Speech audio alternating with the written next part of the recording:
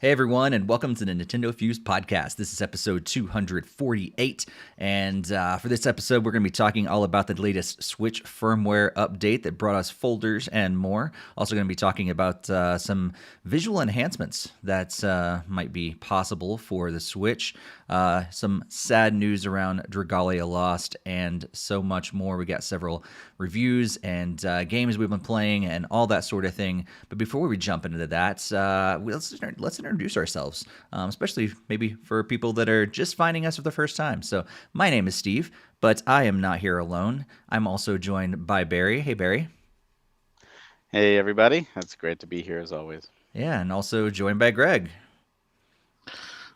Hey everyone, also great to be here as always as well. I love talking games with you guys. Absolutely. And it's those of you guys that are watching the video version of this podcast, you can see that Greg and I coordinated today, totally on accident. And Barry didn't get that memo that clearly didn't happen, but maybe we'll work that out next time. We gotta give him homework assignments because isn't that like the punishment for not following the memo? That's right. Homework assignments. When we give him, don't play Xenoblade. That's your. I'm not playing until September, so I'm good. You have to wait a whole week to play it. Not happening. I'm even repping today. No way. You have to wait until 2023 to play. How about that? So cocky. I'll tell you what. Once you finish Xenoblade 1, 2, Future Connected, and Torna, then maybe I'll do that. But you got to do that first. I don't know what's going to happen first, that or we reach 1,000 episodes of the podcast. We're talking offline about that. I didn't even include X. I could have included X. Got the Wii U. That's going to be the next one I finish. I actually hooked up my Wii U right over there in order to play it, but I haven't played it yet. But it's out, and Xenoblade X is like sitting right next to the Wii U because that's my intention, but hasn't happened. We're not just here, just us three talking games, although that's fun enough. But we just absolutely love interacting with you guys in the live chat. And so if you have not joined us for a live recording of this podcast, be sure to do that. We record every other Monday, and we stream live on YouTube and Twitch. So for those of you that are joining us in the chat from YouTube and Twitch, hey everybody, let us know what you've been playing. Let us know all your thoughts on all the news that we talk about for this episode, and we'll interact with the podcast as much as we can, or with the chat room as much as we can throughout the podcast. Also, just a reminder, if you've not followed us on social media, you can find us at NintendoFuse on Twitter, Instagram, and Facebook. And also, it'd be great for you to join our Discord.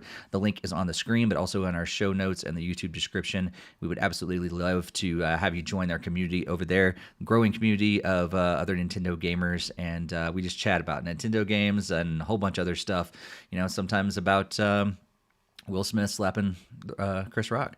That happens too. So, so we'll chat about anything over there. But before we get into this week's news, we've got a lot of different games that we have been playing, some different updates and game releases over the last several weeks since our last episode. So let's get into that. Barry, let's kick us off. What you've been playing lately? Unlike the previous weeks, I actually had a little more time to play some games this week, or this past 2 weeks. It's been a healing set of weeks on top of getting under the weather this past weekend. I'm still not fully over it, so I wasn't really at the computer, so I had a lot of time to play on my Switch, which I did take advantage of. But speaking of the Switch, still doing Animal Crossing every day and Pokemon Unite every day. Still enjoying them. Kirby in the Forgotten Land, which is what I did this weekend, which we will be talking about in more depth in just a bit. Wife Quest, which another game we will be talking about in our game chat. After I was ready to go back to the Switch because I did some stuff off of it, I really wanted Chocobo GP, and because I had to get the physical, I had to wait for my European copy to come over because Square Enix USA hates us. And I heard all these negatives with the microtransactions and all that stuff. And I'm like, no, I'm a Final Fantasy fan. I'm going to play this game. And I did. And I'll tell you, I did enjoy what's there. I did the story twice, unlocked all the characters that are native to the game, did 10 of the series. I don't know how many more it goes on, but I was like, I'm done at this point. It's a fun game. The microtransactions and the GP thing, don't let it ruin you, but also don't let it be the reason you're playing. But there is a good racing game in there. So I did have fun with my time with Chocobo GP. Speaking of racing, I did the Mario Kart 8 Deluxe DLC, the booster pack, which we'll be talking about also here in a little bit. Today I started the other big game I was looking forward to on the Switch, which is Rune Factory 5. Taking some getting used to the 3D perspective versus the 2D perspective, and had to do some weird work with the camera, because one of the things they wanted to do when you go to like your farm, they give you like a top-down perspective to make it easier, which is great, except if you're doing things right next to the farm and it's going back and forth, and I started getting nauseous because the camera was just going like this consistently. I'm like, okay, I can't do this anymore. But having fun with it. The graphics are definitely, like, you could tell this is their first time doing 3D, and the frame rate stutters a little bit. Like, the grass is just a green plane. Like, there's nothing there.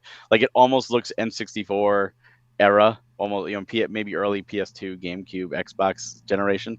But it's fun. It's Rune Factory, so if you enjoy the Rune Factory games, definitely recommend 4. So far, I'd recommend 5.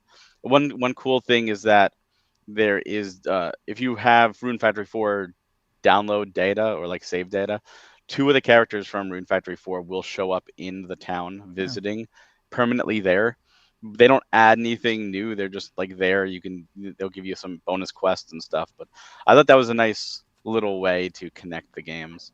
And if you do get it physical, it's an interesting thing. There's the Earthmate edition, and that is actually a different cartridge than the standard retail, and it has additional DLC costumes that are on the card. So there's 2 versions at launch. So if you want the complete game, you got to get the Earthmate. Wow. Speaking of other games, PS5 played Strangers of Paradise, Final Fantasy Origins. Started that last time, and this time I finished it. I did the whole story. I thoroughly enjoyed it. After I finished the story, I realized that there's a bunch of side missions that you could do, like in the other missions. But at that point, I'm like, you know what? I played this for the story. I enjoyed my time. I don't need to grind out more levels and harder. Like, it's fine. I'm done. It didn't overstay its welcome, but it would have had I done all the side content. That being said, I enjoyed the game. It's not the best Final Fantasy. I like that each level is based off of another Final Fantasy game, which is kind of cool because it's not just like a Final Fantasy 1 remake, but it's like a retelling at the same time. But yeah, if you enjoy Final Fantasy history, I think you'll enjoy this for what they did.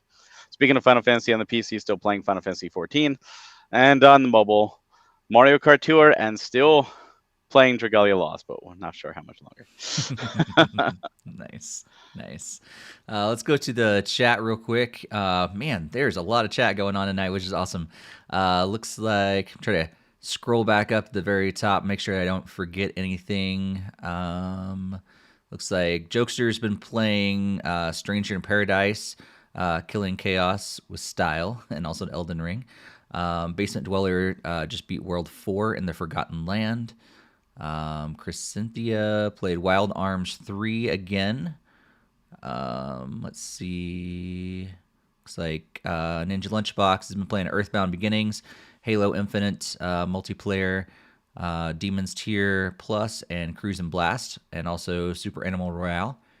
And then Jakester's been playing Fire Emblem 3 Houses still, Monster Hunter Stories 2, and Pokemon Legends. Also did a game of Uno last week for some streamers. And let's see. Jared said been playing Kirby, beat it yesterday.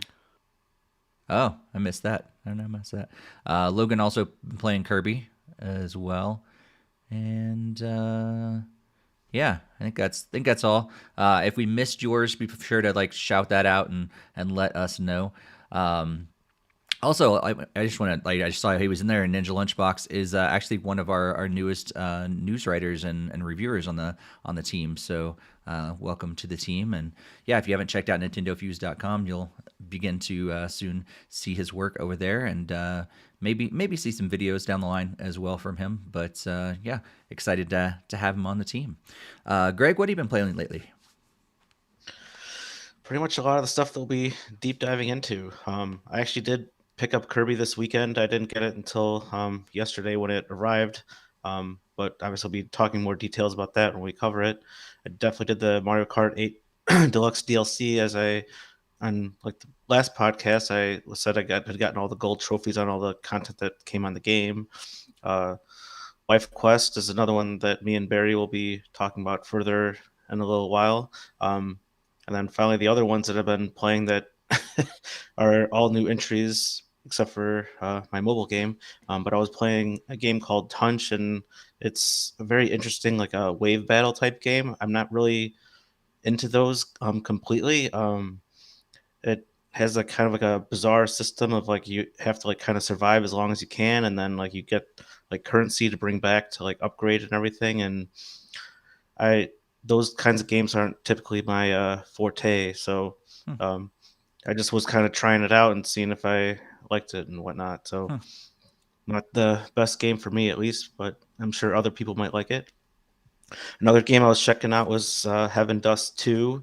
I didn't realize there was one before it, so I didn't pick that one up yet, but I got the second one, and it's kind of like a Resident Evil type game, and it's actually kind of interesting puzzler. There's some spots that are kind of like really make you like think and make sure you're exploring really hardcore and going every nook and cranny. Otherwise, you won't be able to progress if you miss like one particular item or something that you need to like move forward. But it's got like a nice limited inventory space. You don't have like the Mary Poppins bag of endless stuff to hold on to. So you have to actually manage like inventory, and then you can like merge stuff together and make like bullets and stuff for the guns that you collect and stuff while you're taking out zombies. So it's had a lot of fun, and I'm hoping to actually probably continue playing it more as the weeks go on. Another game I checked out was Raji, and that was kind of an interesting experience. It's like I'm kind of unsure about the gameplay because I'm not really into like the live action combat games. So it's a lot of like a lot of swarming of monsters just like coming towards you, and you have to use all these different combo attacks and like the environment to your advantage to take them down. Not quite my type of game either, but it was still seemed pretty fun from what I got out of it, and the story is excellent, and that one might actually keep me going to continue playing that one. It's like this sister is looking for her younger brother that was like dragged away by like I don't remember exactly actually, but basically her brother is captured and she goes off to try to get him back, and it's been really fun just to kind of see how the character grows and gets new strengths and abilities as the game progresses. And finally, still playing Fire Emblem Heroes, and that seems to be safe from Nintendo's axe, so I'll continue playing that one as the time goes on. Nice. I need to get back to Raji. I really enjoyed it. There was a section that I got lost in. I think I've talked about on our previous podcast, but it kind of made me frustrated in a certain part, and then I gave up and haven't went back to it. But I need to, because other than that little section, I really enjoyed that game.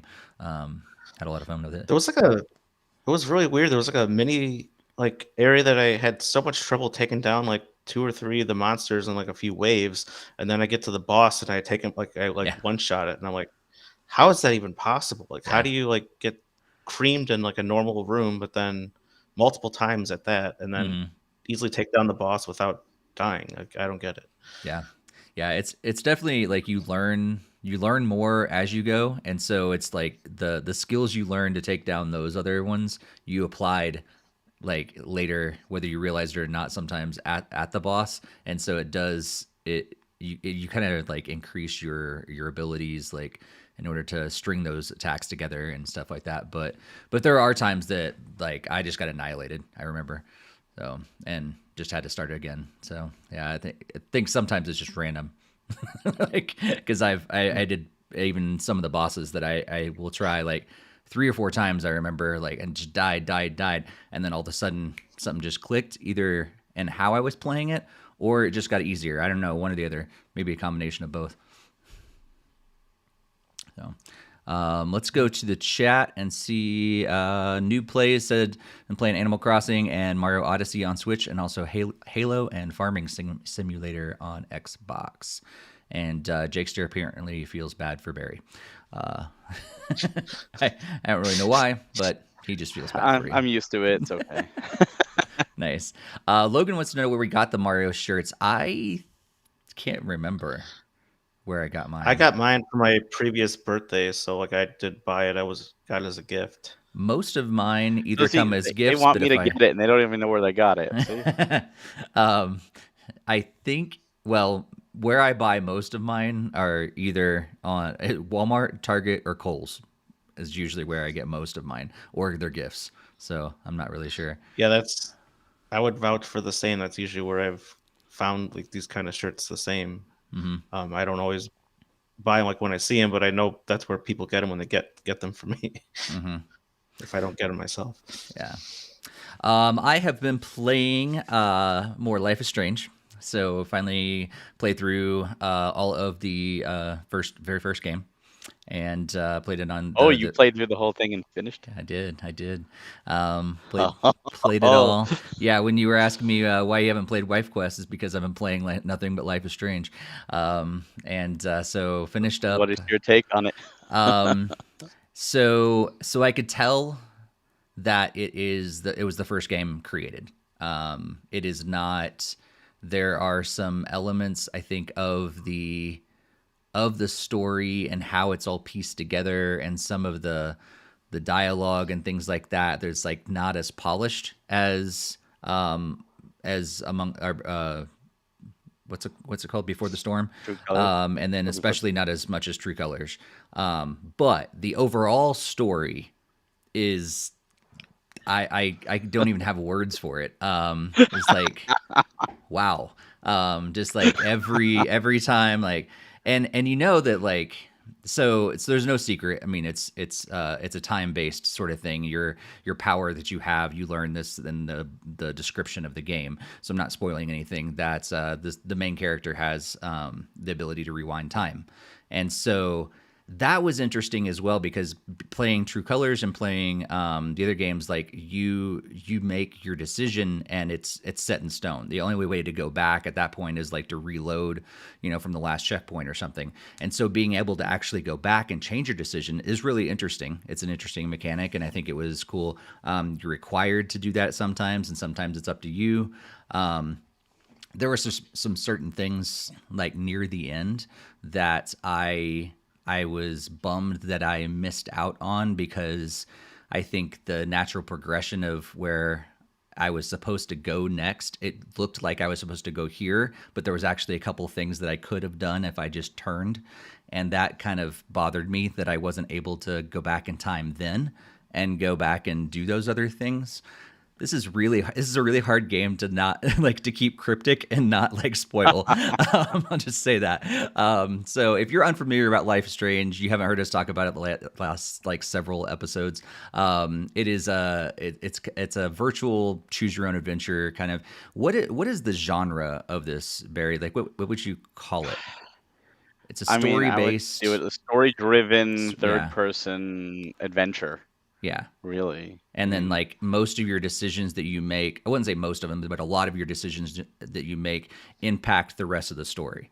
And so what you do here, the decision you make, will directly impact something else in the story. That may be a big thing in the story, it may be a small thing, but you get decisions and choices along the way. And I really enjoyed it. There were definitely at the end of chapter 3, I think it was, there was a huge turn. I saw it coming, yes, but I didn't see all of it coming. I knew something was going to happen, and I was like, oh my gosh. The end of chapter 3 is brilliant, because you do something and it's like, yes, I just fixed everything, all the problems, and it opens up a whole new can of worms that you're not expecting. Yeah. And the things you do in chapter 4 in result to that are pretty deep and powerful. Absolutely. Yeah. Yeah. The choices that you make in the game are not necessarily black and white. They are a lot of gray No, no. things. And so, like, most of them are really gray questions. And so it's really up to you and what you think is the best decision in this particular, situation. So, yeah, played through that. Really enjoyed it. And I think I really liked Life is Strange 1, especially because it's all based around high school. And so it was kind of interesting to dig into like what high schoolers' lives are like potentially, and talk to some high schoolers I know, and like, hey, is this like real life? Like, what you guys? I mean, apart from the powers to rewind time, is this like what you guys go through and stuff? And so that was really interesting to have conversations around that. Then also went back to Before the Storm and played the farewell episode as well. Oh, yes. So kind of got that. And Are that you was glad you did that one last? I though? don't not Like, not necessarily, because it actually like it left me sad actually. That's At the whole that point of it. I know, and I would have rather had it earlier than ending like that. But yeah, I've got Captain Spirit and Two. Life is Strange 2 that is sitting and waiting in my Xbox. Life is Strange 2 is still on sale, like 60-70% off or something like that on Xbox at least. And so yeah, it was great. I had like $10 sitting on my account still, so I ended up paying like $6 for Life is Strange 2. I love how you just got a code for True Colors and you've now become a fan of the series and going through a marathon. True of Colors is still my favorite as well. And Did you do Wavelength? No, because the stupid thing on Switch is still jacked up, and they haven't released a patch for it. Talking about Square Enix hating us, but yeah, luckily I've not had any of those kind of issues on Xbox so far with other games. But there are glitches in the remastered version for sure. So like, Before the Storm had glitches, like the whole like ending scenes were all messed up and everything. Like the screen was glitching out.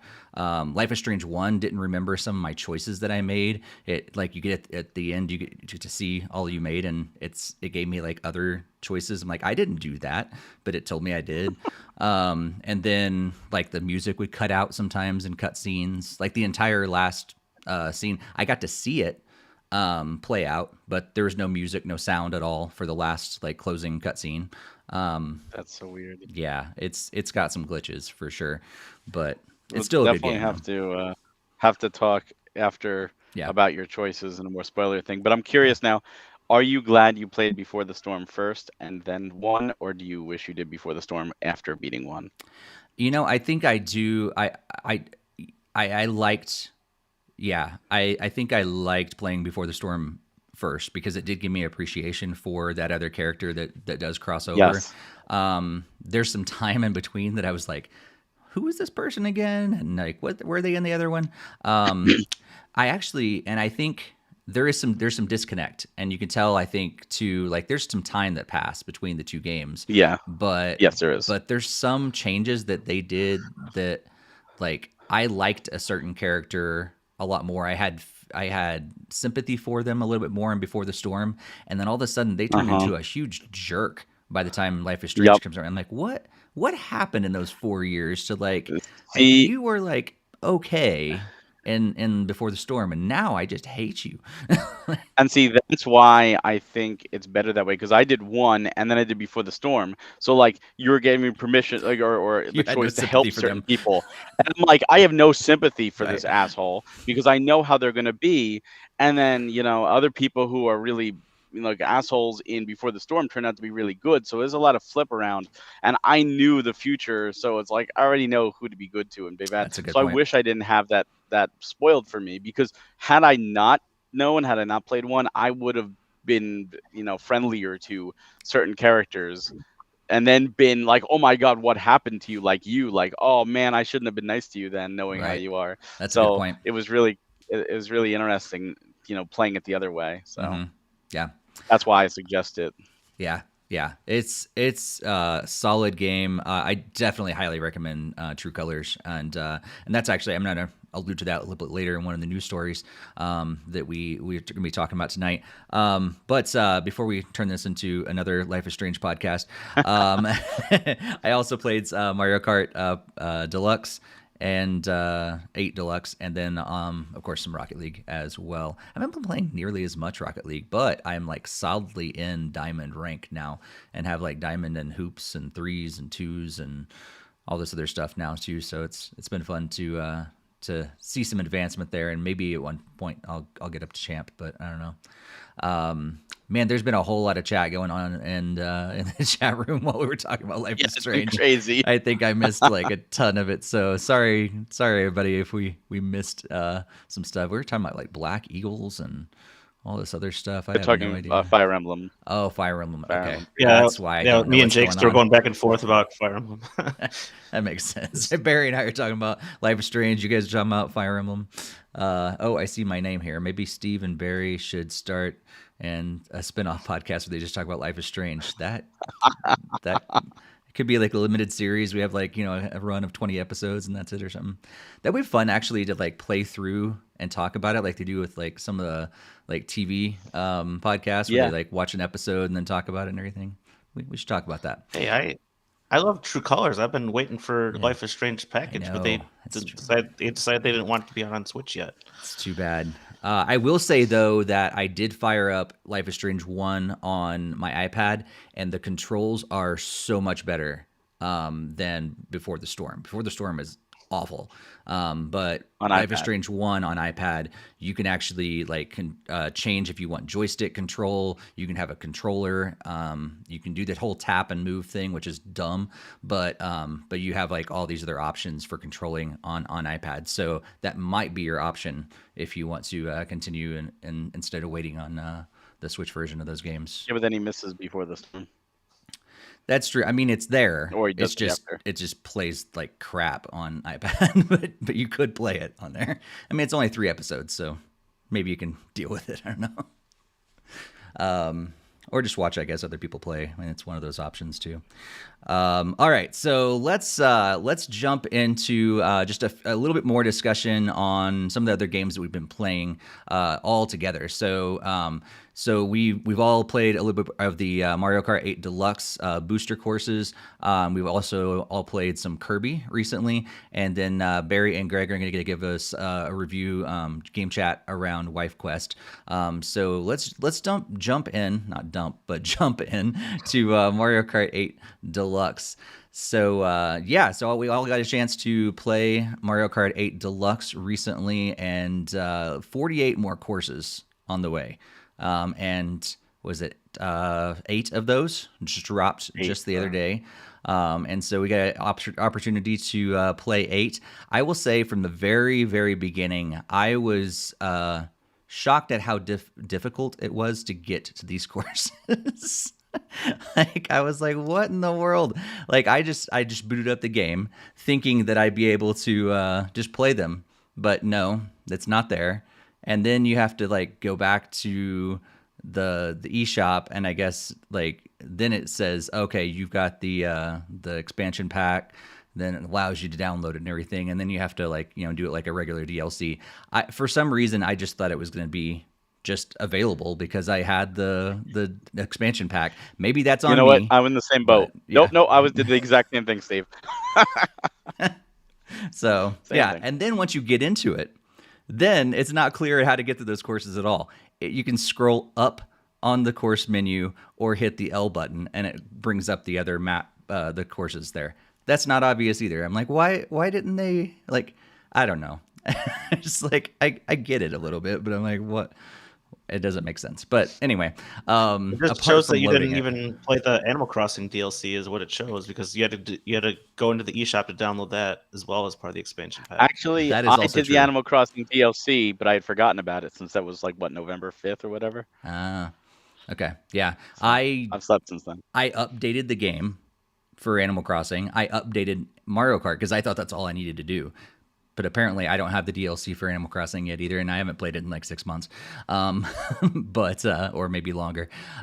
Weeds everywhere. But yeah, that's exactly what is happening. Greg, I have no idea how to do this. Yep, But I was like trying to figure out how to get the Animal Crossing DLC when that launched, and I was like, I really want it. Like, I have the expansion pass. Like, yeah, give it to me. And then I was like, oh, I guess I have to go on the eShop. And then, oh, now I download it, and then okay, now the game knows to trigger the story and stuff. So this time I was smart for Mario Kart because it's like, oh, I have to go to the eShop, and I even like they didn't have like it up to like pre-order or whatever. They only had like if you were actually purchasing it.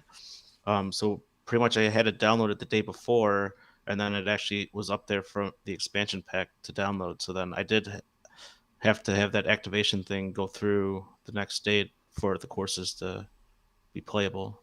Okay. So yeah, but anyway, we got 4 in each cup. So Paris Promenade from Tour, Toad Circuit from 3DS, Choco Mountain from N64, Coconut Mall from Wii, Tokyo Blur from Tour, Shroom Ridge from DS, Sky Garden from the Game Boy Advance game, and Ninja Hideaway from Tour as well. So what do you guys think of these courses and your experience with them so far? What do you think, Barry? For me, it was great but it wasn't anything like amazing because I play Tour on a daily basis. So I've played all these stages, but Coconut Mall hasn't been put into Tour. All the other ones are in Tour, so it's like I've raced these all the time. I did find it weird that Ninja Hideaway is not actually listed as Tour in game. It just doesn't have a game it's from, even though it is absolutely from Mario Kart Tour. I think it was really interesting how they did stuff like Paris because there's multiple versions of the courses, and each lap is a different one of them.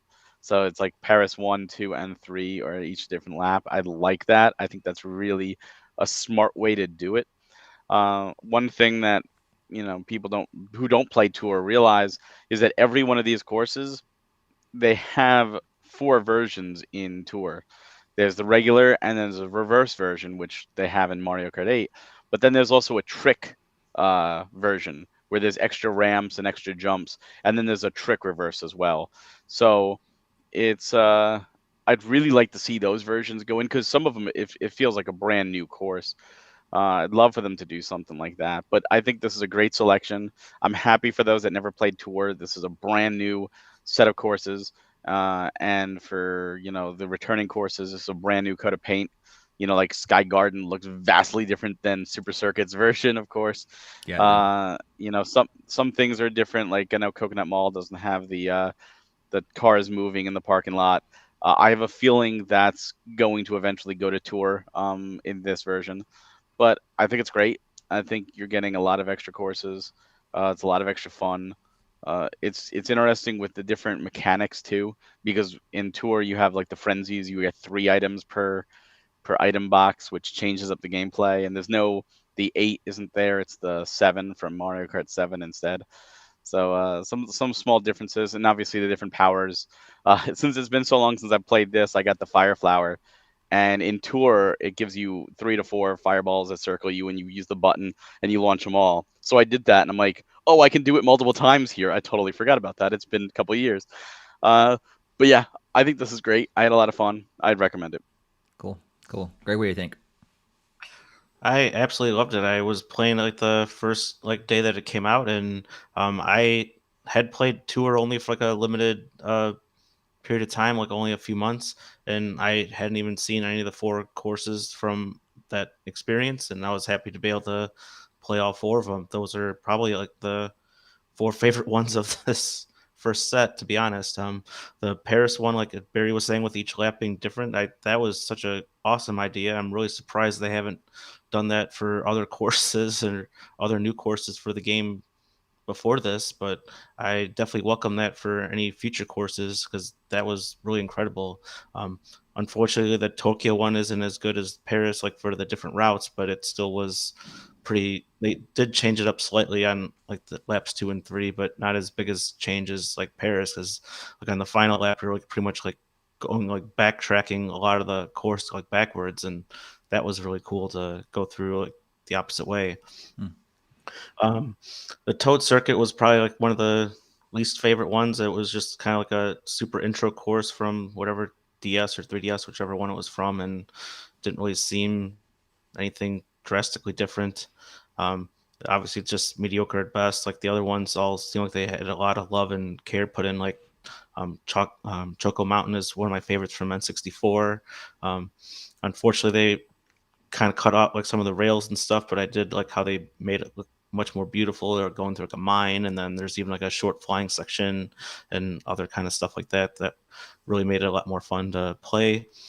Um, yeah, there was the Ninja Hideaway was another really cool one, having lots of different routes all throughout the course. You can be on like the top or the bottom on just about the entire course, and you can even switch or fall between them if you really want to. And that's very cool to have those kinds of options available there.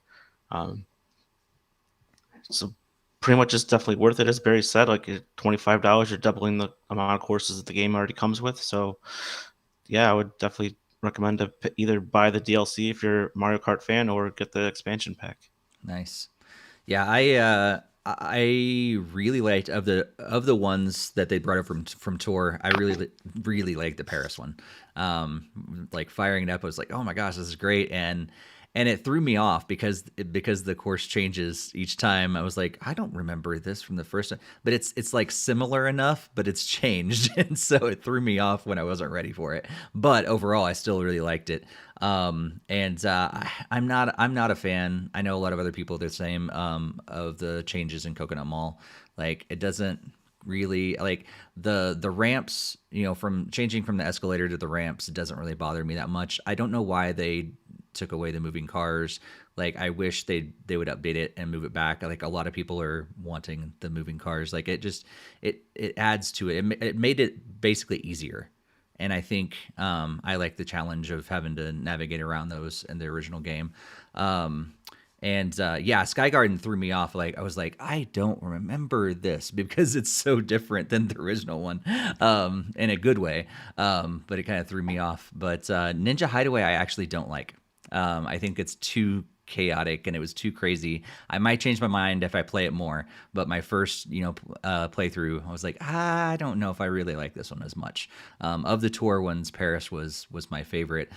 Tokyo was fun, kind of middle there, but I'd say of the tour levels, Paris was first, Tokyo in the middle, and Ninja Hideaway is not my favorite from the tour levels. But yeah, Barry, you seemed shocked that I didn't like Ninja Hideaway. Only because it seems like that's universally, online, like the one that's praised the most. In fact, a lot of people seem shocked. Like, how did a mobile game get a course of this quality? There is one other original course, Merry Mountain, which was done for the Christmas event. So there's a good chance that will appear, in a pack around Christmas time. And that's another fun one too. Cool. And then, of course, the other Yeah, cities, Vancouver, New York, those are good. Cool. Yeah, Merry Mountain's the only exclusive course that I had played because that was during the time frame that I was playing the game. But Nice. it'd be cool if that one did come up. Yeah, I liked later how like the tour levels are like they're so built around drifting. And so, as I was getting there, I was like, "Oh, Yes. this is fun in the actual game as well." Kind of like I was like halfway through, it was like, "Man, this is a Kirby course. Oh my gosh, it's built for drifting." And then I just switch my thinking and get it around that, and then I loved it. So that was really fun, and I love like you guys have said, like I love seeing these tour levels brought over because like as much as it's a decent mobile game. Barry clearly loves it, but I didn't want to see these levels wasted on a mobile game that not as many people play. I'm so glad to see them come over to a mainline Mario Kart game. I think one of them, like I forget which one it has cars in the roads, and on the tour version actually doesn't have the cars there, which is interesting. Or they're static. They're like static, like the ramp with the surfboard. It's like static there, never moving. It's always there every lap. So that's what shocks me about Coconut Mall, because I could see this being the mobile version, like making it a little bit easier because it's just touch controls. So who knows? Maybe they uploaded the wrong ROM. That's true. Yeah. I mean, next update, we'll all of a sudden see moving cars.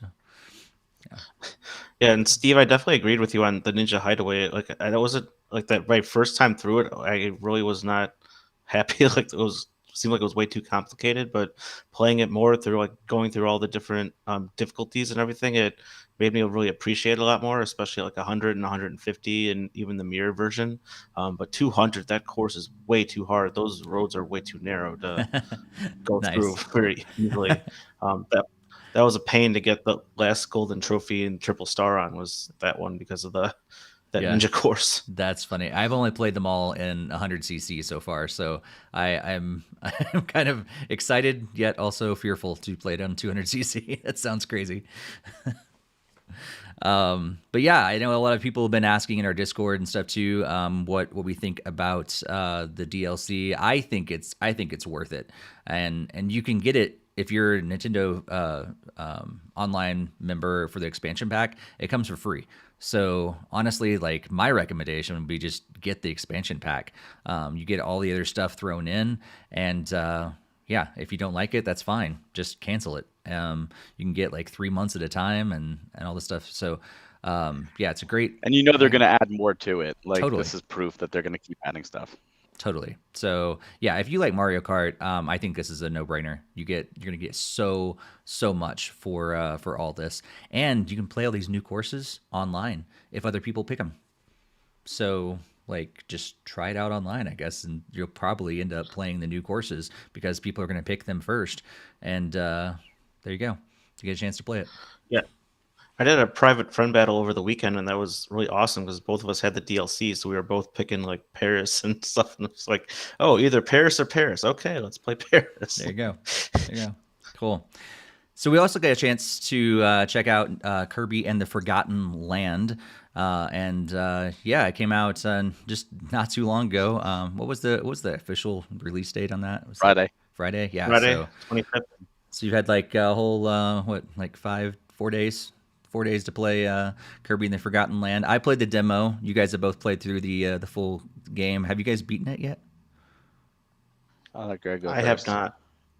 I didn't get there yet. It didn't arrive until like Sunday at like 1:00. So like Sunday morning, we were going through the demo to get the codes, and then like I heard the doorbell ring with the package, and I'm like, oh, there's Kirby, and then went and plugged it in, and was going through the real version, and it was, as my first Kirby game, it was definitely incredible. I mean, I really don't know why that like Super Mario 3D World can't take notes from this, because I feel like this is the way you do like a somewhat linear 3D like level, like having missions and stuff along the way, bonus objectives, and all sorts of like cool secrets and stuff hidden. Like, I don't know why like a 3D Mario game can't do these kinds of things. So I was definitely very impressed. I really like that you can switch the powers like on like the fly, like throughout the level, and you can use different ones to beat like the bosses. It gives you choices and stuff like that. So that I was really impressed with. Like, this is my primary Kirby experience.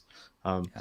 I did feel like the game was somewhat easier, but it was still a lot of fun to play, and games don't have to be difficult to be more fun. So like, Yeah. I was on the wild mode, and I wasn't even really dying at all because they give you lots of life and plenty of health power-ups along the way.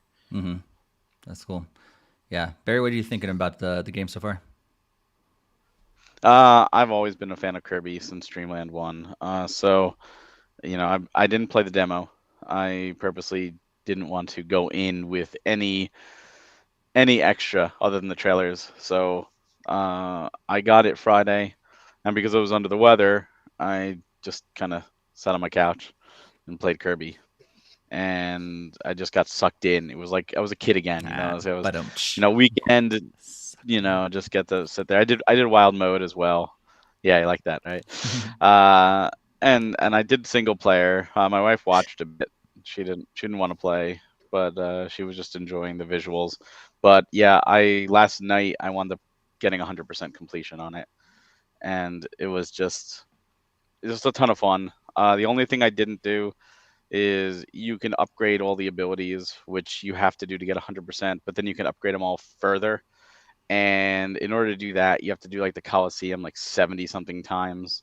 And I just did not feel like doing that grind for a game I was done with. So thankfully that doesn't count as 100%.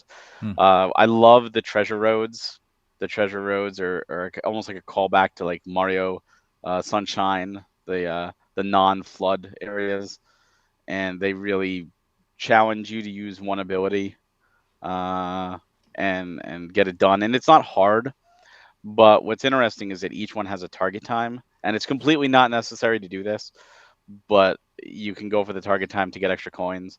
So it's also not needed for 100%, but I went and got all the target times, which some of them took me a little a little while to do over and over and over again, but very much worth it just as the added challenge. And the Coliseum, the final boss there, really, really well done and a challenge. And there's a post game after you beat it, and like all the different objectives to get all the Waddle Dees, and there's just a lot to this game. It is absolutely worth it. There's some clever things, just some really neat ideas, and hopefully, Greg, after this, you go back and play other Kirby games. Because it's on the easier side, 100%. It's meant to be. It's just about fun. It's just about, you have the most powerful character in possibly all of gaming, just going out there and doing his thing. And the mouthful mode works really well. I was really shocked. Even the car Mhm. handles so much better than I thought it was going to be. I was like, oh, this is probably going to be very loose. And no, it wasn't. And some of the treasure roads that involve the car, and even some of the stages that involve the car are some really high octane, challenging platforming with the car. It's a lot of fun. Yeah. Yeah. I think that's Kirby from Mario Kart 8 Deluxe. Yes. Yeah. Yeah. Well, we said that with Rosalina Smash trailer that teased us. There you go. Yeah, I think the biggest thing that I like, and I knew this from the very beginning, but it's cool to actually been playing through the demo to see this. I love how it really it changes the game so much, and you have like all these different types of platforming adventures through it because it all depends on what Kirby has sucked up recently. Like whether it be the regular powers or the mouthful mode, like there's so many different types of platforming that takes place within this game, and it's just constantly changing, but it doesn't feel weird or out of place. It feels like it totally makes sense, and it keeps you on your toes, and it's great. And I think for people like me who have stayed away from Kirby for a long time, like this is the Kirby game that I've been waiting on, because I think for some of the other platformers, like the 2D ones, like it just doesn't have enough items or enemies that you can suck up and gain their abilities and all that stuff. Sometimes you're so limited on what you can do. This feels like they've thrown the limit out the window and just let you pretty much suck up whatever you want, take on so many different abilities, and even adding in mouthful mode it has ridiculous as it is, it adds to the gameplay and makes it even more fun. I was actually shocked that you say that. I was shocked at the limit of the abilities. That's probably my only negative to the game, is that there's 12 different copy abilities, which is a lot, don't get me wrong, but Kirby games have had 20 plus, and some big ones like Plasma and Fighter are just not there at all. And like those are ones like I love in playing in games. UFO is always one of my favorites too. None of those are there. So you have the basic ones, and they're upgradable, which is cool. I like the whole upgrade system. I think that needs to come back for future, but it's still kind of weird. And two of those 12 are limited abilities with Crash and Sleep. So, Okay. it's That is interesting. that kind of sucks. But. Yeah, because only playing through the demo so far, I just assumed actually that I would be getting a lot more along the game, because there's so much packed into just the first few levels. You progress and get all these different abilities like right off the bat, and so I was like, wow, if they just keep doing this, this game is endless in the abilities you get, but apparently not.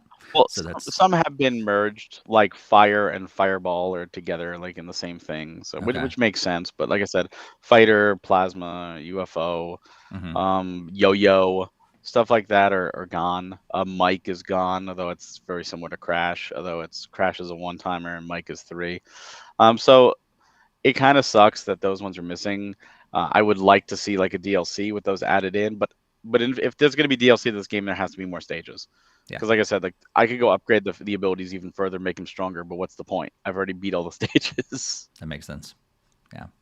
So yeah, do you guys recommend people get Kirby in the Forgotten Land? What do you think, Greg?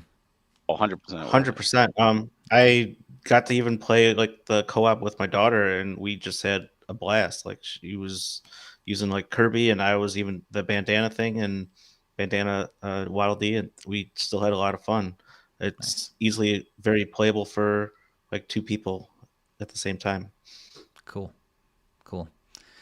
Yeah, I'm looking forward to eventually playing the whole game, and yeah, I love it that there's the demo out there. If you still have questions about it, definitely play through the demo for sure. I'm gonna pass it over to Barry and Greg, and they're gonna give us their thoughts on Wife Quest. Yes. So East Asia Soft has done it again. They were kind enough to provide us codes for a game called Wife Quest, which is available right now on the Nintendo Switch at the digital price in 99 cents. This came out March 16th, 2022, so not too long ago. Again, published by East Asia Soft. And this is an action adventure platformer. Greg, you want to, go through how your thoughts on this game to start with? Sure. I was very pleasantly surprised, like going through it. Like it has like you're pretty much this wife named Mia, and her husband is kind of works on the farm, and he's very haggled on by these demon girls, and they want him to go with them, and he kind of refuses. So they pretty much come in the middle of the night and take him away and kidnap him, and then Mia finds out and gets very angry and goes to rescue her husband back. So it's kind of like a different take on like the damsel in distress, but this time it's like the damsel is the one that's doing all the fighting this time around. So as you were saying, like you kind of just like adventure around and use all these different abilities to go through levels, and as each time you go through like, different worlds and stuff, you gain some new abilities to help like move around a lot more efficiently. So there's like some dash attacks, and like you get the ability like to fly temporarily and everything, and it's a heck of a lot of fun. Like you can even like glide through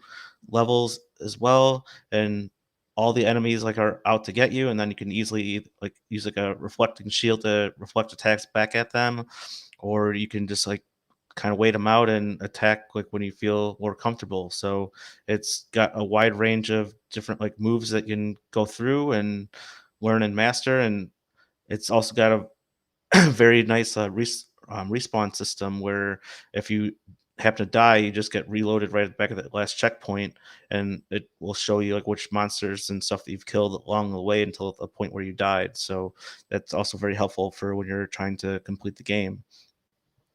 So there's definitely a lot going on here, and I can let you jump in and offer some thoughts from there. Yeah, I'm gonna echo all of that. This is a game that I kind of went in blind. I mean, we saw the trailer, but it was like, all right, let's see what it's like, and immediately I just started laughing because it's a ridiculous premise. Like Greg said, it turns everything on its side. Instead of the guy rescuing the girl, it's the girl rescuing the guy. And what's funny is all these, different demonic women they want just to spend time with seemingly only man that lives in the area. And he's just like, no, I enjoy spending time, but I need to get back to my wife. And you could tell they're truly in love, which is great. And she's just so mad, and it to a humorous level. And the way you defeat every enemy, you defeat them, and then they lie there, and you have a choice to just let them be, or you can go there and brutally just kill them. And it's hilarious because it's just cartoon. It's actually like they're choking or ripping off wings or beating them with a club, and it's just like you could tell she's just so frustrated. Like, I just want to spend time with my husband. What the hell? And it's a lot of fun. The gameplay is solid. The platforming is tight. The upgrade system is fantastic. In between levels, you can upgrade using the coins to do more attack damage. Get your attack range up, your attack speed, get potions, and have a more potion carrying capabilities, and increase your HP and your magic. And magic is so important because, like Mega Man style, every time you beat a boss, you get their ability, which is really cool. Because some of those abilities are game changing, for sure. And the bosses are tough. The bosses are pattern recognition, and they are not pushover, but they're definitely a lot of fun. Yeah, I definitely agree with that. And one thing you will notice if you do fight the bosses that get multiple health bars, so it's not just like one simple bar where you just slash them like 10 times and they're dead. Like this is kind of like a survival of the fittest kind of moments where you really have to be defensive along with knowing when to be offensive at the same time. So it's definitely a very challenging and very rewarding type play. And it's, as I was saying, it's not very punishing. Like you could just respawn and go right back at it. You don't lose coins or progress or anything like that. You just are able to jump right back in and give it another shot. Now, how far did you get, Greg? Did you beat it, or? No, I think I've only went through like World 3. It was the last one that I beat. I would like to go through and actually finish it because it's that great of a game, and I love like that difficulty level that it's not like drop dead easy, and it's also not like overwhelmingly difficult where you feel like you can't overcome it. Like as you were saying, there's pattern recognition, and you just kind of just are able to like train yourself to do better the next time on your next chance that you go through it. There's like no lives, so like you can try like an infinite amount of times until you get it. Yeah, I was compelled. Like I was just hooked. The later levels get really, really challenging. A lot of tough platforming segments. They do get a little longer too. I like how each level has a checklist of things to go for. And like Greg was mentioning, if enemies have a check mark if you've beaten them, so like, oh, I missed an enemy. Which is the one I missed? You'll know when you find them. Tons of secrets, tons of permanent upgrades. Uh, the final boss is great. The whole ending is great. And when you beat it, you actually unlock a mini game and a new mode, where you get to replay the game. All your collectibles are already gotten, but all the upgrades are gone. However, you get all the relics from the bosses and infinite mana. So it changes everything because you can like abuse the shield, which is amazingly broken, and the ice arrows. You can start firing like crazy, and you could glide indefinite, and you could dash no problem, and like all the power ups you have no problem doing.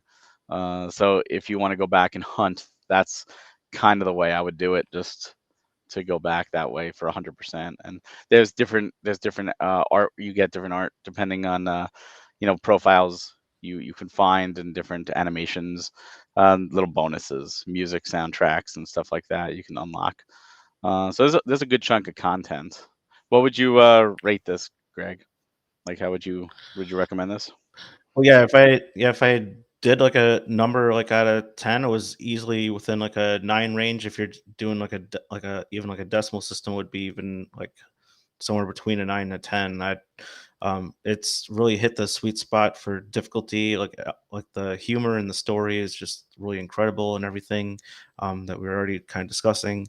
So like I would definitely highly recommend it. I think it's at a steal. Like at the price that it's at, 'cause it's like whatever $7.99, and I think Steve showed it. There's like even a discount on it right now, so I would definitely put that on like a backlog list for people to check it out as soon as they can.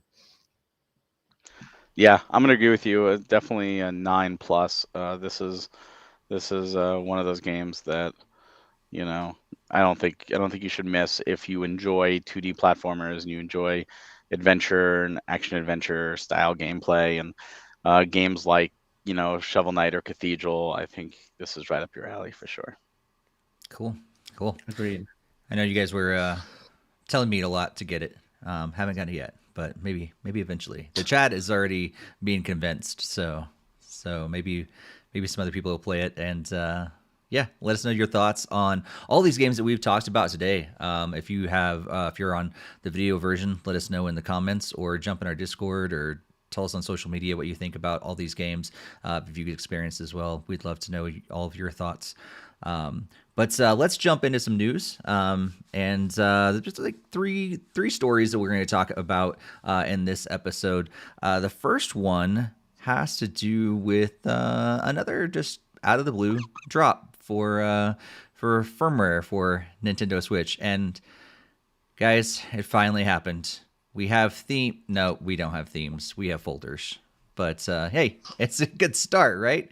Firmware 14.0.0 dropped on March 21st. And yeah, it brought groups, which is kind of a folder-like feature. But it's just a little bit of a twist. You can only do it like on the more software thing. So you have to go all the way to the right and go to the more software. If you don't have enough games or apps on your Switch, then I don't even think you can see that option. But once you do, you have to have like, I don't know, 8 or something like that. And eventually you get that, more software button, and you can go and see all of your stuff, and it doesn't even come up automatically. You have to hit another button. I think it's the L button to pop up the folders, and then you can see all your groups that you put together. But hey, we have groups. And also in this update, Bluetooth audio volume behavior has changed, which is something I didn't realize wasn't there already. But I guess now you can change the volume from your Bluetooth headphones. Why wasn't this there in the first place? I mean, who knows why they didn't support Bluetooth headphones in the very beginning at all. But when they added it originally, I didn't realize. But apparently, you couldn't control the volume from your headset. If you had like a volume rocker or buttons on your headset, you couldn't change the volume. But now you can. So yeah, you get groups and Bluetooth control. What do you guys think? Are we finally heading in a good direction? Is this good news for the future, or is this kind of again yet another one of those updates that are like, really, it took you this long, Nintendo? What do you think, Barry? I mean, it's better than nothing. It's a step in the right direction, and the greatest journeys in the world have to start with a step, right? So. It's shocking that it took this long to get this. And there's still people complaining that you can't make it the default. You have to go to the other menu to see your folders and all. Yeah. It's better than nothing. It's an interesting shadow drop. I haven't really taken advantage of it yet, but I know people who love it, so more power to you. Yeah. Greg, what do you think of this update? Yeah, I mean, kind of echo what Barry was saying. I guess it's better late than never, right? I mean, it obviously should have been there day one. I mean, the 3DS and Wii U definitely had like folders and organization settings like forever. I don't know why the Switch was so bare bone on the UI like when it launched, but I guess like we were just saying, it's still better late than never. I mean, they had it before, then they took a step back and took it away, and now they're like, hey, people actually like this stuff. Let's bring it back. And just takes obviously way too long for that. So I know like they didn't really like using the Bluetooth for a while. I mean, I don't have a Bluetooth headset that I play Switch with. So, I mean, it's still great that they finally are adding more support there. But yeah, I mean, I did play around a little bit with the group thing and made it one for all my indie games. And then I was like, I guess I'm kind of tired of going through the list and adding them in there. And especially since like you can add the games into multiple groups, so it's kind of like, why would you allow that? That doesn't seem something that you'd want to do. But yeah. I don't know. Yeah, it's kind of almost like a tagging kind of feature, I guess, more than actual folders. Yep. But yeah, I look through my games and I'm like, I really don't know. I mean, even on my 3DS, I didn't put them in groups and folders for a long time, and eventually I did, only because I wanted to get all my virtual console games together. I wanted to get that sort of thing made sense, but I haven't even come up with like a real strong system that I want of folders or groups or whatever on my Switch. The only one I created was for all the Jackbox games I have, so it's really easy to find them, because sometimes like I have to search, but like I can just pull them all together, and that was nice. But I'm like, I don't even know what other folder I want to create. Bluetooth, however, though, like I don't know about you guys, but like I don't use Bluetooth headsets very often, other than my AirPods. And I really only use those with my Apple devices. So like my phone, my iPad, my computer, because it switches automatically, that's why I use them. But I don't like having to pair and unpair and all this stuff. If you use it with multiple devices, it gets really hairy. And to be able to just plug something in, like, I don't know, maybe I sound old, but but like I just, if I'm going to use a headset, I'd rather just plug it in instead, because I don't have to worry about the pairing and unpairing with different devices and things like that. If I had, I guess if I had a Bluetooth a headset that I just use solely with the Switch, it'd be different. But right now, I don't even do that. So I'm glad they finally had this update. Like I said earlier, I'm like, that's shocking that it wasn't there in the first place. I'm like, that's just how Bluetooth stuff works. Like, why didn't they include that in the very beginning? But I don't know. Yeah. So, yeah, do you guys see? I did see go ahead. Oh, I was gonna say I did see like somebody's like one of my Twitter followers, like they showed like a good use of the groups and just have it like released by like the year that the game came out. I kind of like the way they did that. That kind of makes a lot of sense and would make like game of the year stuff a lot easier to do for us later this year. It's true. But yeah, I mean, previously I just normally did like mainline Nintendo games and like full download games, like just to have like as a group for those, and then group like my indies together and like virtual consoles like together and stuff. But Mm-hmm.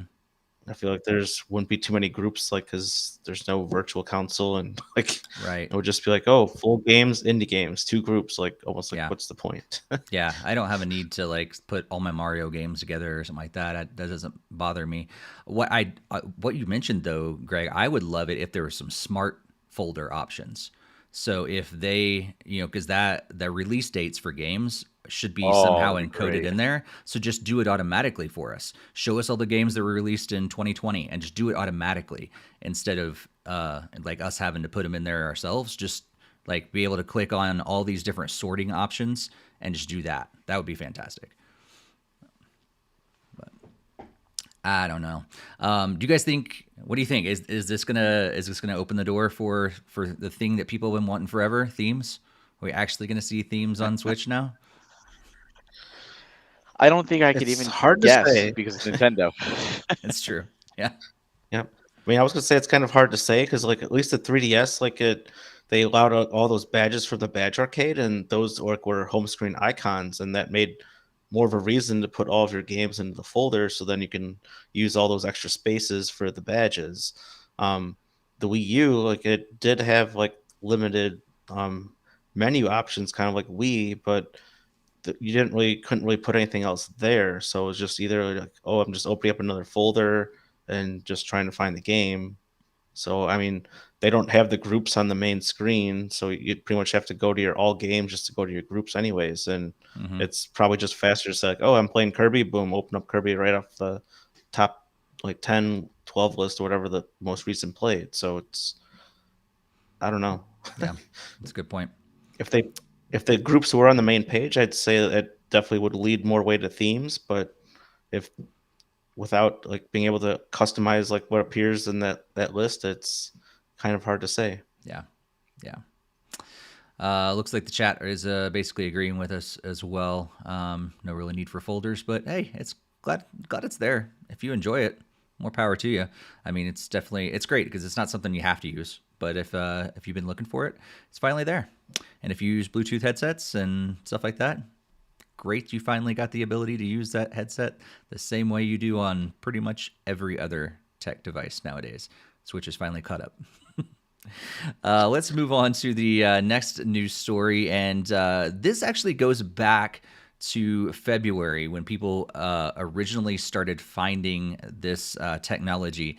And so the NVIDIA-powered Nintendo Switch might be getting an unlikely performance boost from AMD. So there's AMD has this Fidelity FX super resolution upscaling technology is what it's called. And so PC Gamer and a bunch of other sites have done some articles on that. So if you're interested in more about like what this technology is all about, I encourage you just to look up AMD's FSR technology. But yeah, it looks like Twitter user NWPlayer123 found an interesting license from Nintendo Switch Sports that lists Fidelity FX Super Resolution within the codes of Nintendo Switch Sports, and so it seems like that is one of the games that's going to be able to use this technology. And essentially what it does is it takes the graphics and actually like downscales them a little bit, and then upscales them with software in order to basically output a stronger graphic resolution than the original code was all about. And so it could be a way to upscale graphics on the Switch, and you can actually use it in existing software. So right now it looks like, I think Life is Strange True Colors is the only existing game right now that uses the FSR technology. And there's some additional technology that's going to be coming out that people have thought that will be playing a role in the next Switch. So which would be Switch Pro, Switch 2, or whatever. There's some additional upscaling software and hardware that's going to probably, it seems like, if supply chains and all that stuff are to be believed, is probably going to be playing a role in the next Switch as well. But it's exciting to hear that like the existing Switch actually has some of this ability as well. So what do you guys think about this? Is this like, I know it's exciting, but let's share a little bit with this excitement, and where could they go with this technology as they continue to support the Switch? What do you think, Greg? I mean, it is definitely. I know we've seen like all these reports, like how people want like the 4K Switch and everything, but if they're able to just build it into the software, that kind of makes I think there were some articles saying like how Nintendo was like telling third parties to like be ready for 4K like Switch games or whatever. So I wonder if they found this technology that can be used for licensing, and maybe that's why like True Colors already has it built in.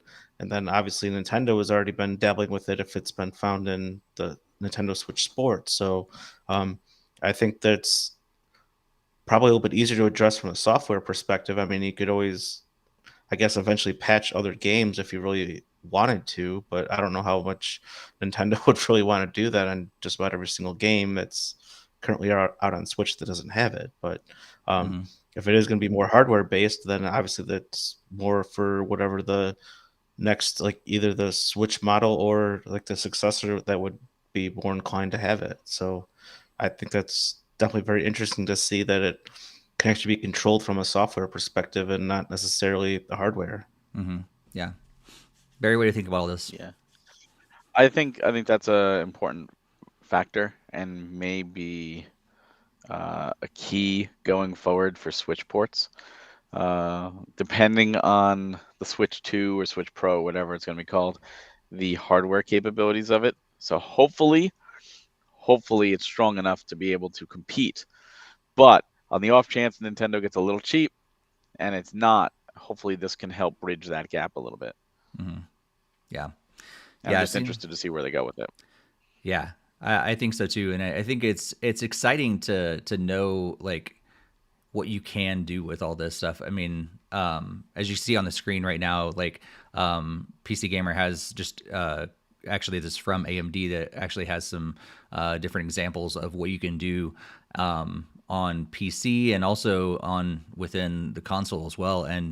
And you can see how there's different upscaling qualities that are there. Sometimes you do have to take a performance hit in order to do that. And I think, you know, some games like Life is Strange, you don't need that high performance because there's not a whole lot moving on the screen. So you can take a little bit of performance hit in order to boost those graphics and give you a pretty good, like realistic kind of, not quite 4K, but a really solid looking 1080p game. And not have, you know, too big of a hit to the performance, which is really, really exciting. And it does, I think it's NIS, I think, is what the next scaling is for that people are saying that might be used for the next Switch, whether it be the Switch Pro or Switch 2 or whatever. Yeah, so it's kind of cool to think about all this because it does play into what Nintendo typically does is downplay their hardware. They don't put in the, you know, top of the, you know, the line graphics processors and CPUs and all that stuff in their stuff.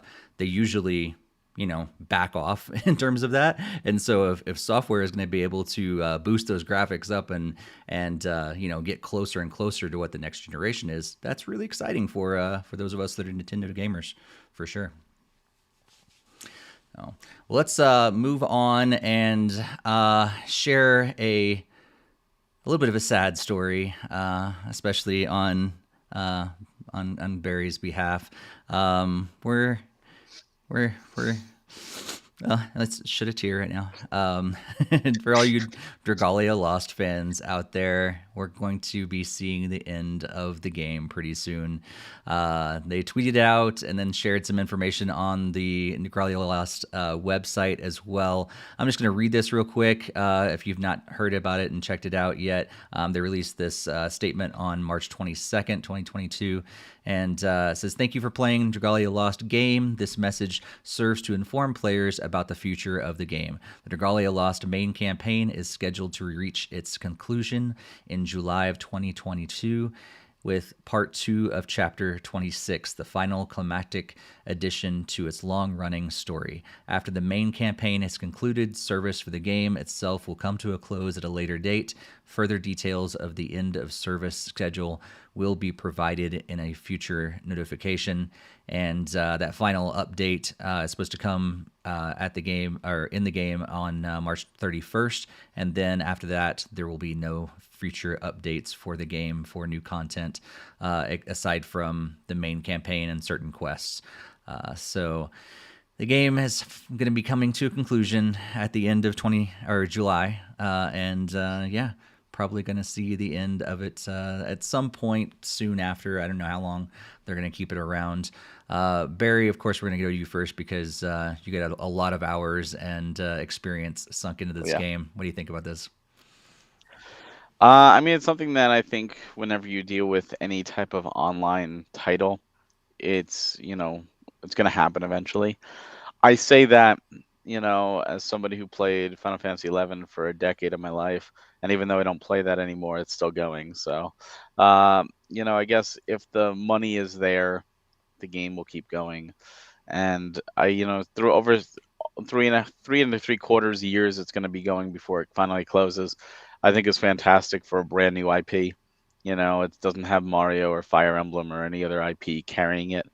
I think that speaks volumes to the gameplay itself and the characters and the IP. It's kind of somber because the 3.5 year anniversary is going on right now.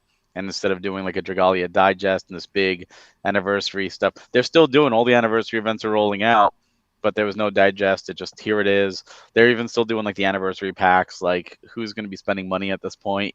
Like we're not going to do it. It's going to make very little, if any. I hated having like my stamina or my Gather Wings cap. Like for over 3.5 years, I would make sure, like, no matter what, I would not hit cap. And if I hit cap, I had to quickly uncap it. And now it's like, I'm still playing. I'm still definitely, doing the events, and they're doing free summons. So I'm just doing the free summons. But I will not spend another dime on this game at all. And I think a lot of people won't. The story is great. I'm excited to see the conclusion. What I want to know is what happens here. Does Cygames get the IP? Does Nintendo get the IP? What characters that were included are owned by Cygames? What ones are included are owned by Nintendo? It really will be interesting to see what happens. I don't know the ins and outs of the contract. I do know that Dragalia Lost was just a fantastic game and a fantastic mobile game. And I have noticed over the span of the last year specifically, online play has cut down. And I stopped doing online, a lot.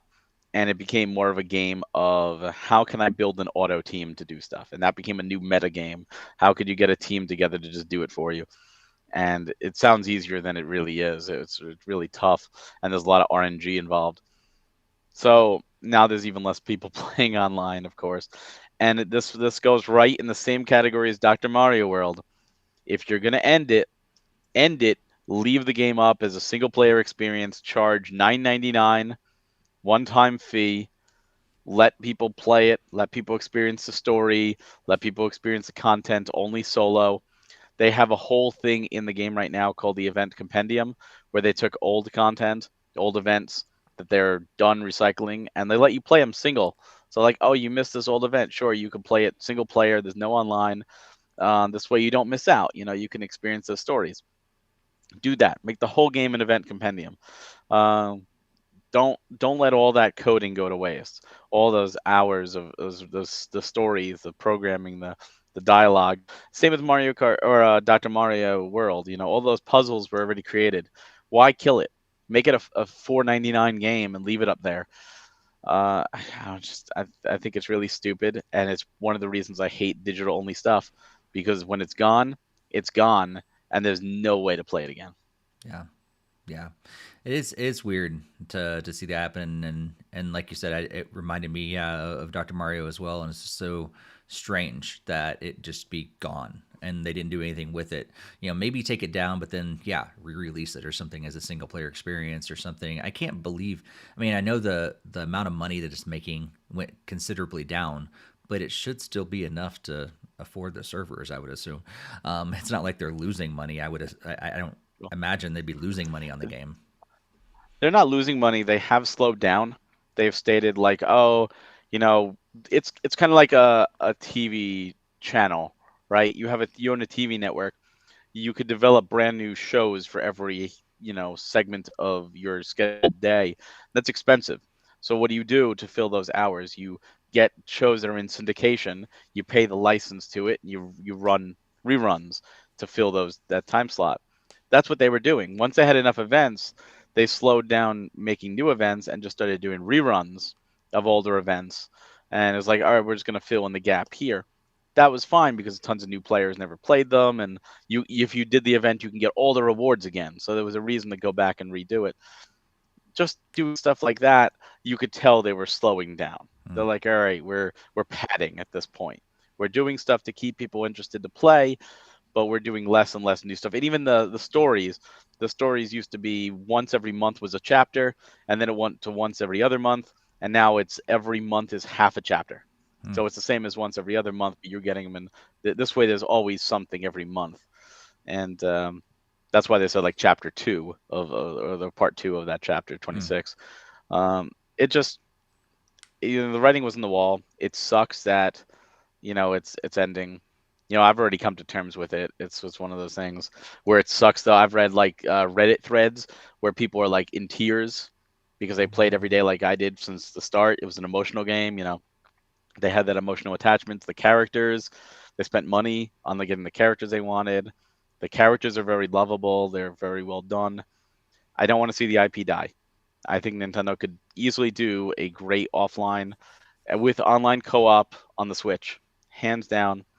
They could push this game. The problem is they haven't really pushed it much since the first Direct that launched it, and it's still 3.5 years right now. It's going to end at 3.75 years for a brand new IP. Made them millions. It was never not a failure at all. It made them millions of dollars. It's sad that this digital only age and kids today don't care that these games are going to be lost. And there's so many games that not that we grew up with, but the early mobile games, for example, the old flip phone early games, a lot of those are gone. And there's games from IPs, big IPs that you can't play, that you can never play again because those files are gone. And that's to me is terrible. There's no preservation. Let it be preserved. Let it be enjoyed by the people. That's what it needs to be. Yep. Jakester is saying in the chat, hopes they do something with the IP after the gacha game is over. Crescentia is also saying, it's just so sad. Hopefully they'll end it well. Sometimes the ending just feels so rushed when a game ends like that. And Jokester also, wants to make it a single player IP. Just slap it on a Switch cart. Maybe you guys can premium game can just talk to Nintendo and see if you can get it on a cartridge over there. It's kind of sad. Greg, what's your thoughts around all this? I mean, it's always sad. Like as you guys were both saying, just losing a game just is very painful experience. Are people that poured lots of time and money into it, and just to see it all just be erased just at the flip of a switch is just awful to see. I mean, I would definitely be with Barry and would support if they were able to at least keep the game like in some sort of maintenance mode where you could just at least play single player online. Or, I mean, I don't even know how bad it would just be to keep the game just up and running as is, just with no actual updates ever coming again. Like they don't need to continue to update the story. If you want to play with friends, you still should be able to, like, the code's all there to just easily match anyone else that's still wanting to play. I mean, I really don't see any reason why stuff should be like completely removed and just go offline completely. That's unfortunately the main thing that's really awful about the Nintendo mobile games. They all require an online connection. Like even Mario Run requires an online connection, even though you're not even doing anything online. So I don't know why that they're building that into all of the games, but it certainly should be playable offline and not require, like, they don't even need to do like new updates. Like you should be able to still play Dr. Mario and just be able to, like, hey, I want some new doctors, and still play through the game and enjoy it as it was meant to be. And there's, you just hit the last puzzle and then okay, I'm done. I don't have to, unless I want to restart again or whatever. So I really don't see why they just can't keep the game up and like running, just technically just not provide any actual updates. Yeah. Yeah. It's just They a could. sad They world just of choose the not to. digital games. But yeah, I Right. mean, they did make plenty of money on it. It wasn't anywhere nearly as bad as like Mitomo or like Dr. Mario World, but Dragalia Lost actually was pretty high up there for a while until Tour and Animal Crossing passed it up. Yeah. So It it's still made millions upon millions for them.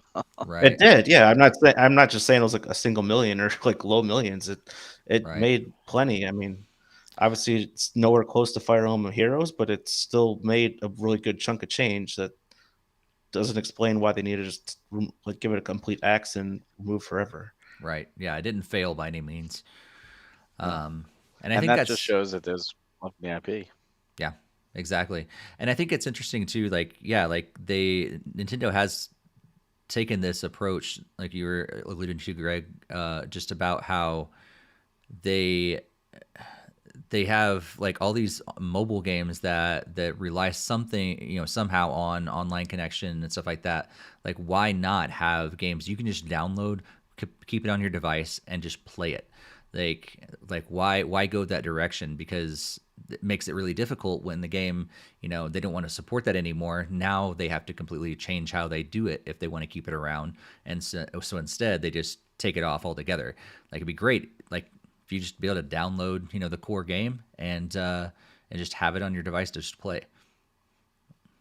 Yeah, I think that's what needs to happen.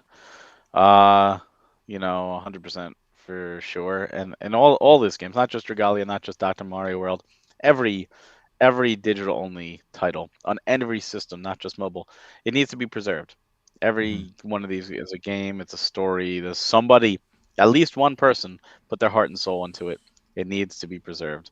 And that's where I've always been against digital only titles. I've never been against digital titles. And it's mainly because once that goes away, they're lost. And there's so many titles at this point that are lost.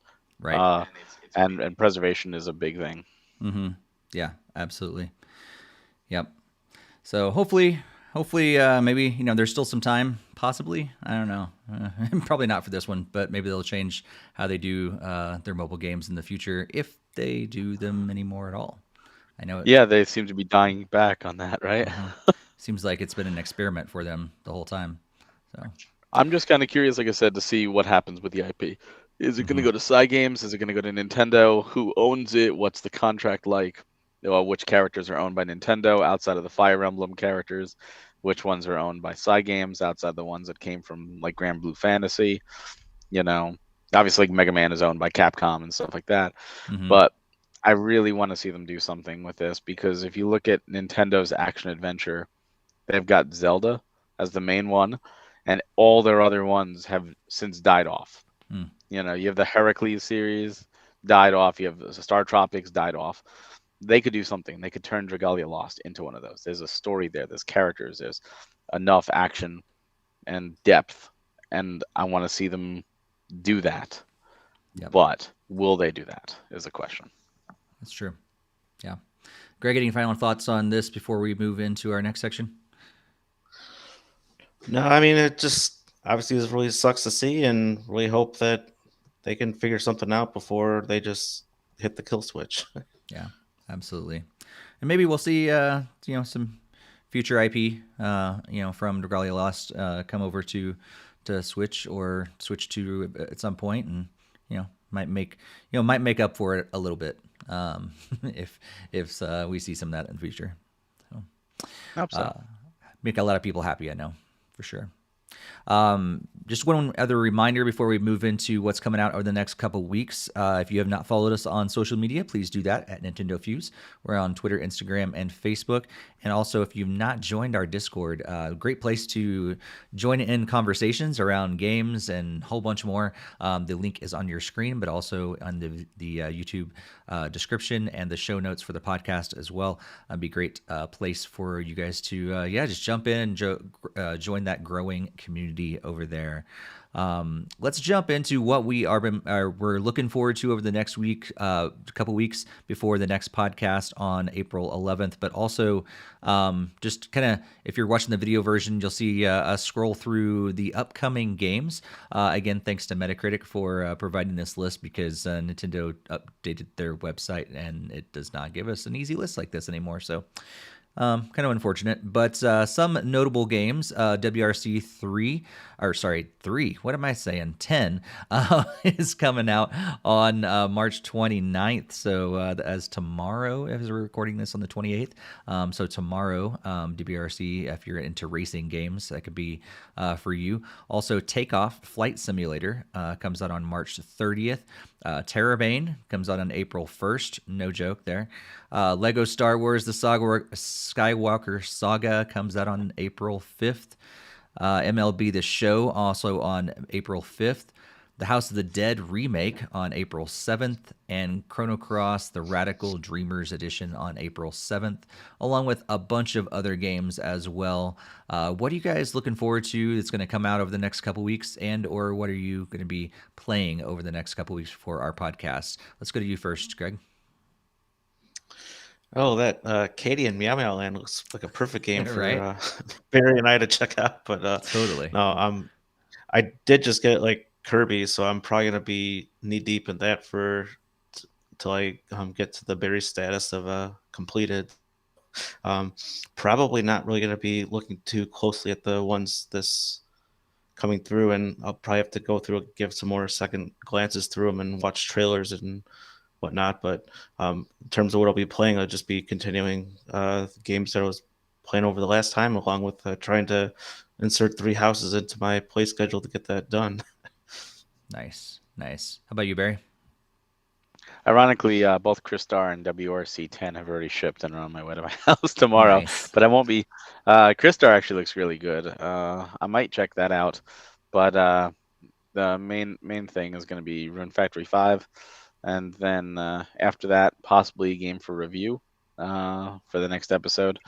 And then I'm either going to finally go back and do Elden Ring or Horizon 2, provided nothing else magically comes out of nowhere. So I'm not sure which one I'll do first, but that's the plan. I know Jake's just looking forward to Lego Star Wars, and that one might take over because my wife is really big into Star Wars now, so that might be something we play together. Nice. Yeah, Lego Star Wars is going to be great. I don't know if I'll get it right away, but I will probably end up getting it for sure. I don't know why. Oh, yeah, Chrono Cross. Yeah, Chrono Cross is awesome. Jokester's really excited about Chrono Cross. Already has stars in his eyes in the chat.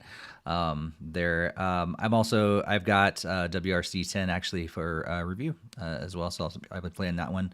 I believe I got Takeoff Flight Simulator as well. I got some sort of flight simulator recently that I needed to try out. I think that was it. I think that's all of the games that are coming out over the next couple weeks that I'm really excited about. But probably playing through the rest of Life is Strange at some point within the next month. I'm going to be traveling a little bit more later in April and in May, so hoping to get that stuff done, all those games done before I leave, since I can't play those games You on could do Switch on the go. So I should be able Only to 6 get those done. episodes. Yeah, so we should be able to do it. But other than that, yeah, probably playing some WRC and maybe one of those flight simulator games, and we'll see what else might find its way on my Switch over the next couple weeks as well. But yeah, lots of cool games. 13 Sentinels is coming out on the Switch. That's true. Also You guys on the need to 12th. play that. 13 Sentinels is an amazing game. It's I true. beat that on the PS4, and it's absolutely worth playing. Nice. If it's like real-time strategy with visual novel adventure, and it's vanillaware, so it's beautiful visuals. All right, that's cool. Yeah, there's just I'll have to see. I always prefer the turn-based strategy, but nothing like It's very small, like real-time one. easy real-time strategy.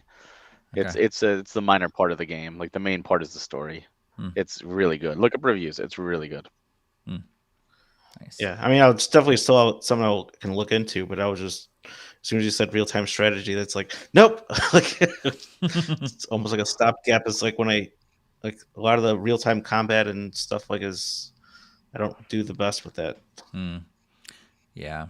It's like on a city scale, so it's like you have like mechs, and you're just pretty much like click, attack over here, you click, attack over here, you click, and it's like tower defense almost. It's super easy. It was made for the Vita, so it's very, very basic.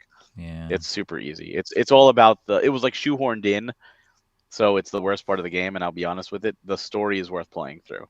Okay. The adventure parts where it's Okay. 2D animation is worth playing through. Okay. The battles are separate. it. Yep. You do the story and then do the battles after. Okay. I do love good stories. That's why I checked out Life is Strange. Got to bring it back to that as always. Yeah, that's right. Yeah. It's funny, Great like you're stories. saying real-time strategies. You're thinking, yeah, when I hear like, turn or tower defense, I usually check out as well. Like there's occasionally I'll find a tower defense that I really love, but most of them I'm not a big fan either. And RTS I'm not usually, but like you said, if it's just quick though. Yeah, if it's not the main element, maybe it's gonna be okay. Yeah. It's pretty much like, oh, the city's being attacked quickly. You have 6 mechs to deploy, and you choose you 3 go over here, you 3 go over here, and just defend the cities. And it's like big spectacular battles. But all the mechs are like icons. They're not even like it's it was made for the Vita, so it's like it's super generic, real like shoehorned in there for the main story. The main story is phenomenal. Looking at the chat, Jakester said not getting Star Wars day one, but likely getting it for his birthday at the end of the month. So that's cool. Happy early birthday, Jakester. Also, Jokester says he's wanting to know if anybody knows if House of the Dead can be played in handheld mode, or do you need the Joy-Cons? I'm sure you can. Maybe you could just touch the screen. That would make it Easy a lot mode. easier. Yeah. Yeah. Or Well, they maybe did I Touch could the use Dead, right? stylus. The DS. Yeah. What if you had to like hold it to like aim and then still fire with the button, kind of like Kid Icarus Uprising? Maybe. Probably not. I mean, at least for like, darn it, I was losing my train of thought, but oh, never mind. I just remembered.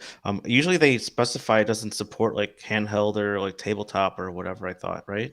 Yeah, usually it does say that on the Nintendo website. So yeah, you guys can check that out. I'm not quick enough to pull that up right now, but usually does say it on the Nintendo website. So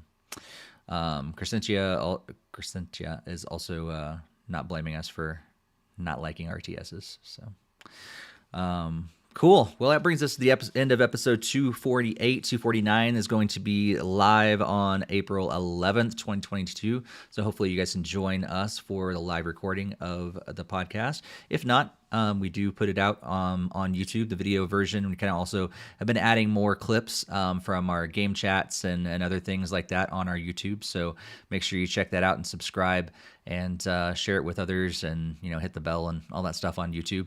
Also, if you have not subscribed to the audio version of this podcast, be sure to do that on your favorite podcast app or service. And yeah, when those things come out afterwards, you get them right away.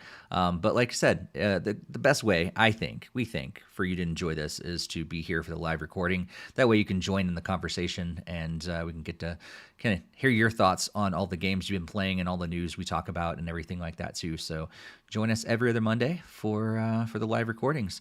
Barry, what's going on in your world over the next couple weeks? Lots, lots of stuff is going on in my world for the next couple of weeks. Thankfully, I was able to take a little bit of a break this weekend, but that all kicks back into high gear starting already tomorrow. We've got another premium edition stream happening tomorrow from 7 to 9 p.m. Eastern on our Twitch channel. Got a meeting with one of our developers that we were signed with that we haven't announced yet on Wednesday. Meeting with other developers throughout the week, actually just other premium meetings and taking care of some other stuff behind the scenes. I got to finish the script for Series 4 Direct, which is coming up here soon, which means we got to start getting ready to get together and record and get all the assets together, and that's going to be an exciting time. So that's very, very early May. We've already announced that. First week of May, be prepared for that, and May will be Series 4, and so excited for that. Cool. I'm glad you're feeling better since you got a lot of things on your plate. Yeah. Not 100%, but I'm feeling better. You're getting there. Greg, what's going to be going on in your world over the next couple weeks? It's pretty much more just like the same old. My daughter has spring break this current week that we're on right now, so I took off a couple days of work just to be able to play more games and stuff with her. I'm definitely looking forward to spending that time with her. I was just setting up like a second Switch dock here in the office here with me. So I'm hoping to finally get back into looking at possibly recording more gameplay at some point in the future once to see if I can get that up and running to work. But yeah, this office just like a work in progress, and hoping to get some more stuff in here soon. I definitely need a bigger TV because it's only like a 19-inch TV, and you have to go kind of close just to kind of see it, but it's pretty cool having all my Nintendo systems hooked up to a single TV. So like the NES is there, 64, GameCube, Wii, and now Switch. So got to move the Wii U from the living room in, but other than that, they're all in here. Cool. Yeah, I don't. I'll be looking forward to some gaming soon. Maybe traveling, but like I said, that's later in April and May. And I know you guys are like also traveling at the same time, but different location. Both you guys are heading to, is it Chicago, Wisconsin? Where are you guys going? Wisconsin. Barry canceled out on me. He doesn't want to meet me anymore. I didn't cancel out. The prices for flights got ridiculous. Yeah. They're like over $600 at this point.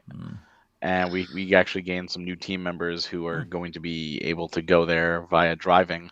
Oh, cool. So to save money in terms of company finances, since they're already going anyways, they'll be assisting. So Okay. I do want to go. I hate that I'm going to be missing that show. It's going to be a great show. Greg is going to have a wonderful time, and he's going to rub in our face with all the cool stuff that he did. And I look forward to that because I want him to have a wonderful time. Yeah. What is that, and where is it? So if people want to actually meet you there. That's Midwest Classic Gaming in Wisconsin at the last weekend of April into May 1st. Cool. Yeah, it's Milwaukee, so it's more like southern Wisconsin. So if anyone is more familiar with like the Midwest, it's closer to Illinois than it is to like like the Upper Peninsula of Michigan. So much closer, but cool. Yeah. Awesome. Yeah, I don't think I'm going to any gaming events in a while, but I am going. There's the Fan Expo in Denver. The lineup is looking quite amazing, and they're going to have a lot more video game content this year, which I'm really excited about. But that's not happening until I think June or July, so got a little time. But if you are going to head to Fan Expo Denver, look me up and say hi. It'd be awesome. Well, that brings us to the end of episode 248. Like I said, we'll be back 249, recording live on April 11th. But until then, happy gaming, everybody. Have a good one. Happy gaming. Have a good one.